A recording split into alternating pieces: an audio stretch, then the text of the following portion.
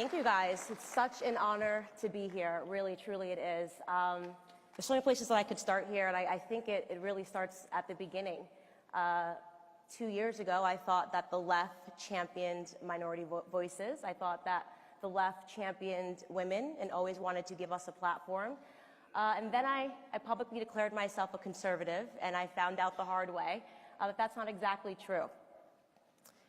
If you're a minority in this country and you don't subscribe to your emotions, if you want to have intellectual discussions and you want to have a debate, there's no place for you on the left. In fact, you will be rejected. In fact, they will actively try to destroy you in the way that they have tried to destroy me over the last 2 years.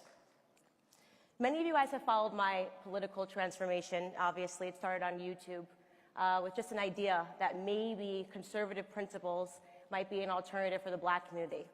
I questioned at the time, is it really possible that a man that was loved by the media, Donald J. Trump, they loved him, loved by Black America. Every hip-hop song that I listened to growing up, they wanted to be like Trump. Beyonce and Jay-Z were sipping poolside at Mar-a-Lago. He was the dream. Obama said that the American dream is to be like Trump. Was it really possible that within 24 hours of declaring his candidacy for the White House, he became a racist, bigoted, homophobic, sexist, rapist at one point, right? Was that really possible? And I said, of course, no, it's not possible. There's absolutely no way that that's possible. And then I started asking myself some other questions. How on earth is it possible that a party that instituted slavery, Jim Crow laws, racial terrorism, and the KKK has the Black vote? How is it possible? We gave up culture. The right gave up culture. That's how it's possible. That's how the left was able to do this. We gave up culture.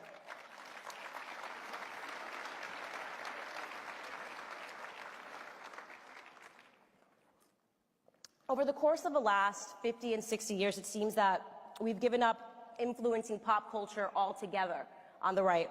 And to a certain degree, that's completely understandable.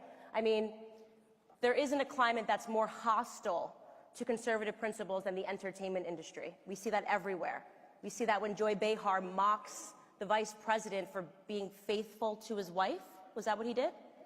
When she mocks the vice president for saying that he loves Jesus Christ, was that what he did?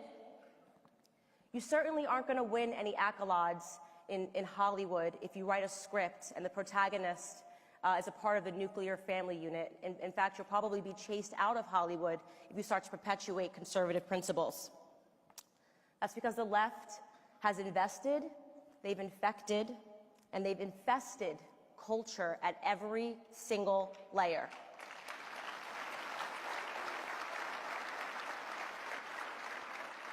This is why Kamala Harris, who will never, ever be president of the United States, is talking about Tupac and Biggie music that never came out, which she claims she smoked marijuana to in college, because she thinks that Black people are stupid, and the way that she's going to appeal to us is just by saying, I smoke pot and I listen to hip-hop music. How insulting is that? This is why Hillary Clinton, who is still not the president of the United States,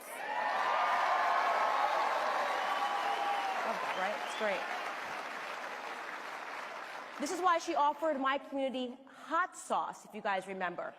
Hot sauce as a reason to vote for her. She offered us hot sauce, a Jay-Z, and a Beyonce concert. She never talked to us about policies. The left never talks about policies because their policies have failed Black America for the last 60 years.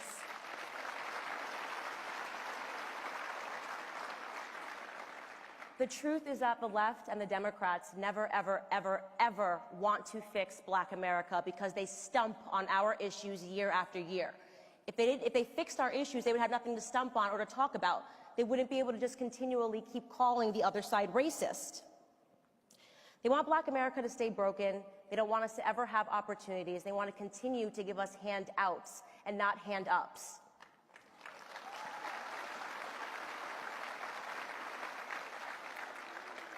Never in a million years did the left predict Donald J. Trump, and I'll tell you what they also are not predicting. They never predicted a minority awakening. They never thought that they could ever lose the black vote, ever. They've taken our vote for granted for so long.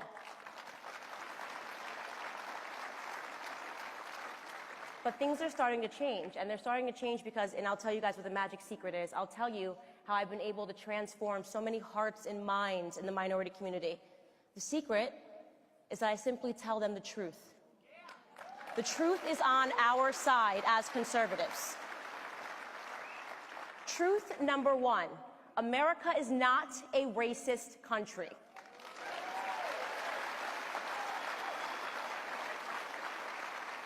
The people that continue to tell us that have a vested interest in racism. In fact, they're actively now importing Nigerians to come do racist acts in this country, a la Jussie Smollett, right? This is MAGA country. No, this is your prison cell, and I hope you rot in it, Jussie.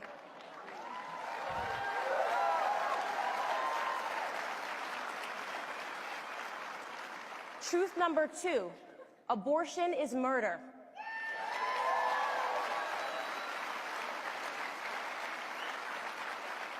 I ask myself all the time, doesn't it seem to you that progressive policies always lead to regressive results in the black community? It's amazing, isn't it? Abortion, so progressive. They want to move that forward. We need abortion. We have black women representing 6 to 7% of the population, and yet we account for almost 40% of all of the abortions that are performed in this country. We have a sick and twisted Governor Andrew Cuomo celebrating that you can rip fetuses, you can rip infants and babies from their mother's womb at 9 months. 9 months. It's absolutely sickening what we're talking about here. And who is that going to impact the most? In New York City, for those of you that don't know, more black babies are aborted than born live. A hard-hitting truth is that the most unsafe place for a black child is not on the streets, it's not when they see a police officer, it's in their mother's womb. More than half of the black population would be double today if it wasn't for abortion. We've lost 18 million black babies since 1973. How's that for a progressive policy? Is that what they're celebrating? The left needs God.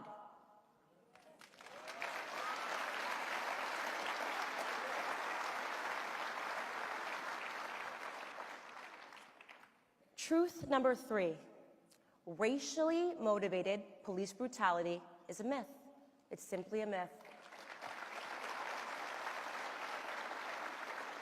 But father absence is not. The number one issue facing black America is that fathers have been removed from the home.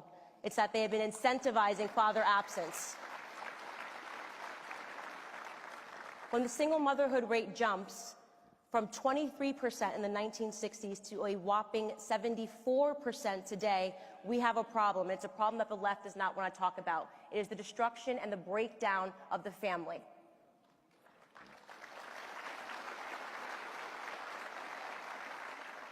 Truth number four. There are 3.6 million black children living below the poverty line. There are 4 million Hispanic children that live below the poverty line. And yet Democrats want us to put illegals first. I say no thank you. I say build the wall.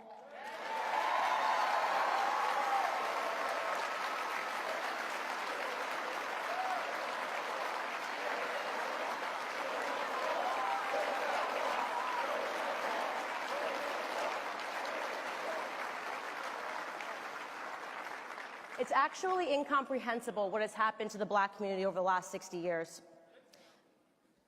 I say, I don't want a green New Deal, I want a black New Deal.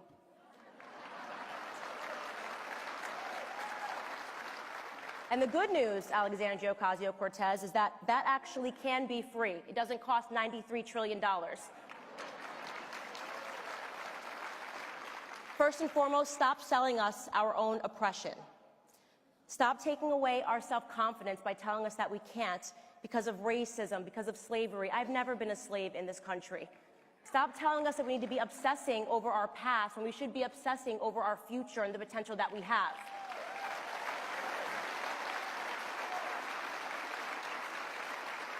Stop having a culture which tells us that we should want to be hip-hop artists and basketball players when we should want to be doctors and lawyers.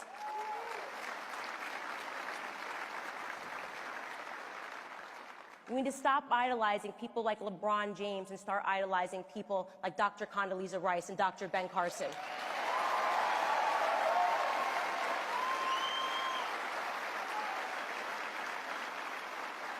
How about give us school choice? That would be nice. Stop murdering our offspring. The theme today is what makes America great, and I'll tell you the answer. It's our philosophy. Margaret Thatcher said it best. Europe was created by history. America was created by a philosophy. Our philosophy, so perfectly laid out for us by Thomas Paine ahead of the Revolutionary War, is common sense and freedom. It was common sense then that the colonies shouldn't have been governed by the British monarchy. It was time for an American exit. It's common sense today that the Black community and the Hispanic community should not be governed by liberal ideology. It's time for a Blexit.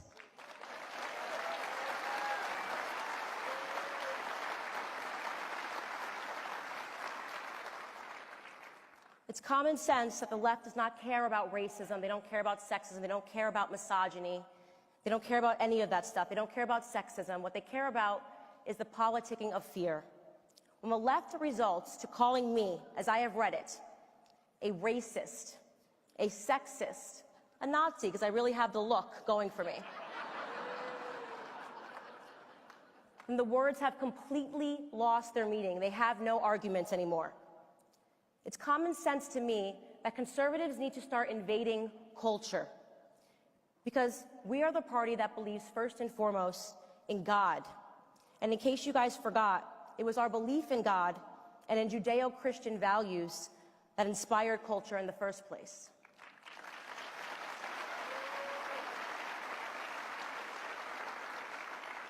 Florence is arguably one of the most beautiful cities in the world. It's dripping with some of the greatest masterpieces from the Renaissance. It was an explosion of art, of design, of aesthetic sensibility, and almost 100% inspired by God, Christianity, and the church. Conservatives, we are culture. We can invade culture. We can inspire and touch communities. Conservative principles can inspire great works of art and great movements. But we have to give in. We have to say that we are going to fight the cultural war. When I first started on YouTube to hold the mirror up to ourselves and the things that we do wrong, I was mocked by the left and the right. I was told that there was no place for humor, that I couldn't make YouTube videos that were a flash in the pan, that we had to be more stern, more serious, more austere, and that's incorrect. We have to meet people where they're at. We have to be funny. We have to be satirical. Doing billboards about AOC is great. She's giving us a lot of content right now.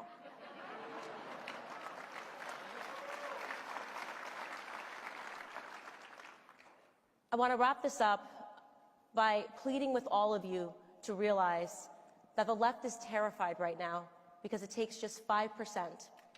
If we move the Black vote 5%, the path of least resistance to defeating the left is awakening the minority community, awakening Black America.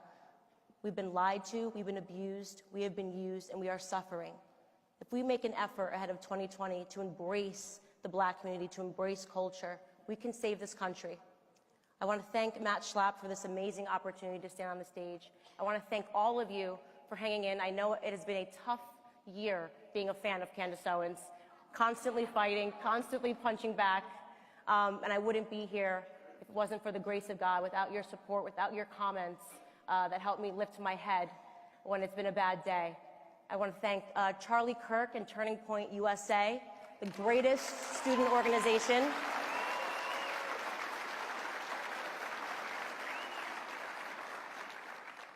And above all else, just to thank God, because a year and a half ago, I was on YouTube. And what makes America great is how quickly your life can transform if you stop viewing yourself as a victim and start viewing yourself as a victor and a piece of the American dream. God bless.